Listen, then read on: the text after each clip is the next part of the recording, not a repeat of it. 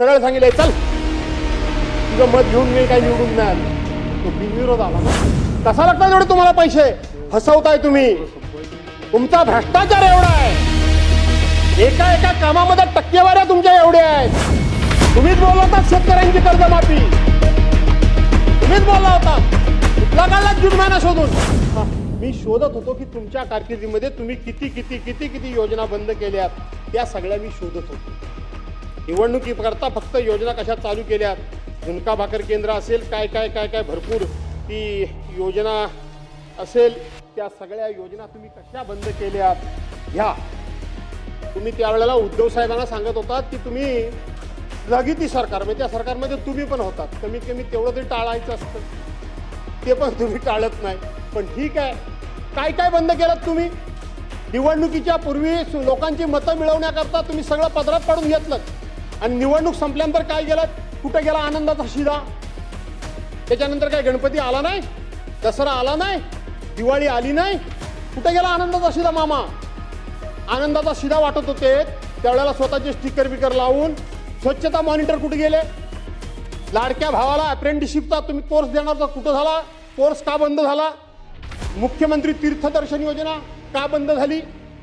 1 रुपयात पीक विमा योजना का बंद झाली. एक राज्य एक गणवेश कुठं गेला. तो गणवेश कुठं गेलाय, कुठं अडकलाय, कुठं दीपक केसरकरांच्याकडं कुठं अडकलाय तो कुठं आहे तो बघायला हवाय. योजना दूत तुम्ही योजना दूत तयार केलेत.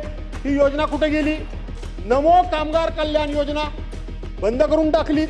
नमो नमो करून मोदी साहेबांच्या नावाचा उपयोग फक्त मतं मिळवण्याकरता केलीत. आता ती बाजूला टाकलेत मोदी साहेबांना. नमो शेततळे अभियान योजना कुठे गेली ती योजना. नमो शेततळे योजना. नमो गरीब मागासवर्गीय सन्मान योजना. नमो का नको आता काय म्हणायची वेळ आली. नमो गरीब मागासवर्गीय सन्मान योजना. नमो ग्राम सचिवालय योजना. नमो आदिवासी स्मार्ट शाळा योजना. नमो दिव्यांग शक्ती योजना. नमो तीर्थस्थळ व गडकिल्ले संवर्धन योजना. काय मला वाटलं दादा काय मला थांबवतात की काय. नाही या नको हे कुठे गेल्या ह्या योजना. या सगळ्या निवडणुकीकरता लोकांच्या समोर फंडे आणलेत. लोकांच्या भावनेनं हात घातलं. महिलांना सांगितलं 2100 रुपये देईल. अध्यक्ष महोदय मी जबाबदारीनं सांगतो आज राज्याच्या डोकीवर 9,32,000 कोटी रुपये कर्ज आहे. किती आहे. तुम्ही सगळे लबाड आहात. तुम्ही आमच्या बहिणींच्या नावाने खापर बोडताय. बाकीच्यांची काय मतं असतील मला माहित नाही. पण माझं पहिल्या दिवसापासूनचं ठाम मत आहे की हा डोक्यावर कर्जाचा डोंगर झालाय ह्या आमच्या लाडक्या बहिणींच्या मुळे नाही. लाडक्या बहिणींच्या मुळे नाही. आठवण करा आज कैलासवासी दादा इथं हजर नाहीत. निवडणुकीच्या पूर्वी सप्लिमेंटरी बजेटमध्ये आपण 46,000 कोटी रुपयाची तरतूद केलेली होती. 46,000 कोटी रुपयाची सरकारने तरतूद केली होती. आज 46,000 कोटी रुपये तुम्हाला लागत नाहीयेत. 32 की 33,000 कोटी रुपये फक्त लागत आहेत. 2,53,00,000 महिलांना 1,500 रुपयाप्रमाणात तुम्ही त्या ठिकाणी निवडणुकीच्या अगोदर 1500 रुपये लाडक्या बहिणींच्या खात्यामध्ये टाकलेत. कुणी न मागता जबरदस्तीने टाकलेत. आज त्यातला आकडा थोडाफार मागं पुढे होत असेल राजे. पण 57 लाख महिलांना तुम्ही वेगवेगळी कारणं सांगून कमी केलं. 57 लाख महिलांना तुम्ही त्या योजनेपासून आता बाजूला केलं. कसा वाढतो आकडा तुमचा. 46,000 कोटी रुपये 2,53,00,000 महिलांकरता लागत होते.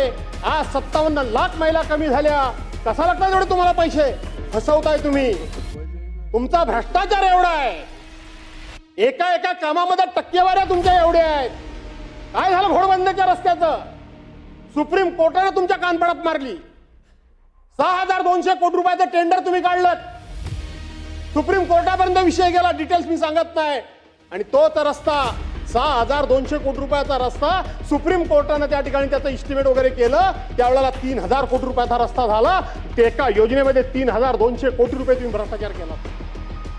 एका योजनेमध्ये अशा 1760 योजना तुम्ही त्या ठिकाणी केल्यात. अनेक प्रकारची टेंडर्स ही आता फक्त मंत्रालयातून निघतायत. माझ्या आयुष्यामध्ये मी कधीच कोणावर भ्रष्टाचाराचा आरोप केला नाही. मी धोरणावर बोलतो, मी योजनेवर बोलतो. पण आता तुम्ही ते आमच्या बहिणींच्या नावाने खापर फोडत असाल तर आमच्यासारख्याला बोलावं लागणार आहे. अजिबात या लाडक्या बहिणींमुळे तुमचं सरकार अडचणीत नाही.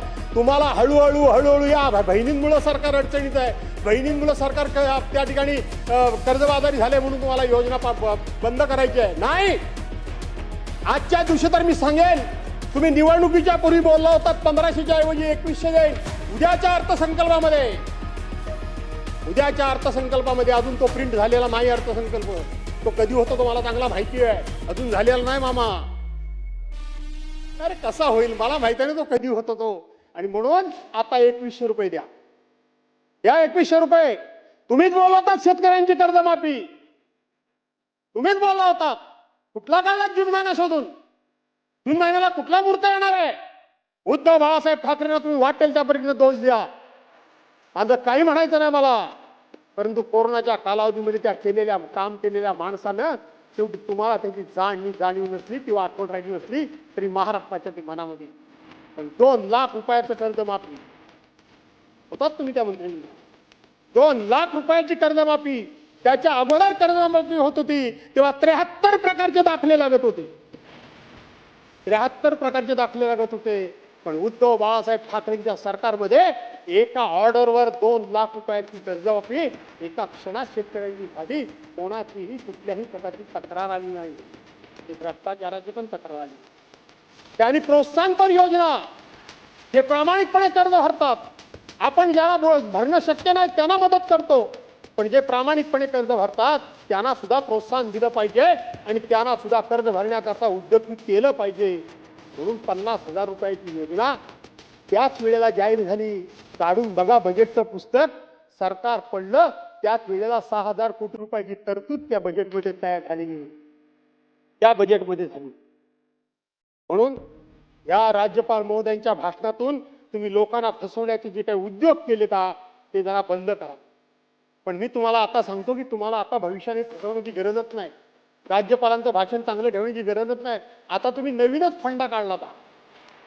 नुकत्याच झालेल्या निवडणुकीचं उदाहरण उद्याच्या उत्तराच्या भाषणामध्ये या ठिकाणी दिलं जाईल आणि आम्हाला ऐकवलं जाईल की आम्हाला माहिती आहे काय तुमची समाजामध्ये पद राहिले, काय तुमच्या पाक्षाचं महत्व राहिलंय, काय तुम्हाला कोणी निवडून दिलं, कोणी आम्हाला निवडून दिलं नाही. नगरपालिकेमध्ये मी 1 मिनिटात आठवतो फक्त